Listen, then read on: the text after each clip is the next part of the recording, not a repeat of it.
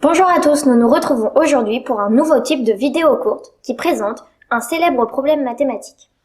Dans ce premier épisode, nous allons parler d'une question que nous avons évoquée dans la vidéo sur Sophie Germain et qui est liée à Pierre de Fermat, un grand mathématicien français. Nous connaissons tous le théorème de Pythagore qui se traduit par cette équation. Les triangles ont des côtés dont les mesures vérifient cette équation. Les solutions de cette équation sont appelées les triplets pythagoriciens. Les hommes se sont alors demandé s'il est possible de résoudre cette équation avec des nombres entiers quand l'exposant n'est pas 2 mais un nombre entier plus grand. En 1637, Pierre de Fermat, un juriste français et brillant mathématicien, lit l'arithmétique de Diophante, mathématicien à l'école d'Alexandrie, et s'intéresse à cette équation. Pour lui, elle ne possède aucune solution avec x, y et z entiers strictement positifs.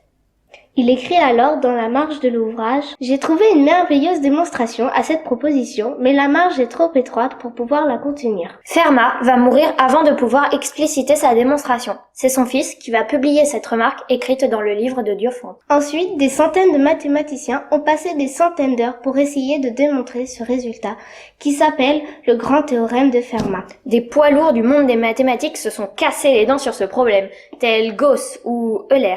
Ils ont parfois démontré que ce résultat était vrai, mais pour des valeurs particulières de n. Sophie Germain propose une tentative pour résoudre le cas général au début du 19e siècle.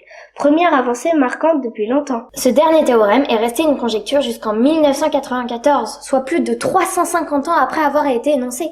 Cette année-là, un mathématicien anglais, Andrew Wiles, a annoncé qu'il avait trouvé une démonstration.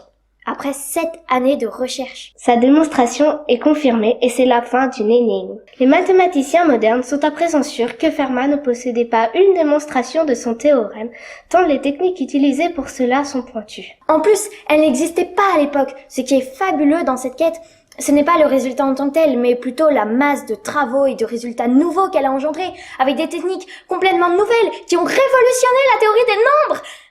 Calme-toi, c'est bon. Cela nous prouve qu'il ne faut pas abandonner la recherche d'un exercice lorsque nous ne trouvons pas la solution dans la minute. Même une recherche qui n'aboutit pas peut être riche de trouvailles. N'oubliez pas de liker la vidéo si elle vous a plu et de vous abonner à Scientific Quiz. À bientôt.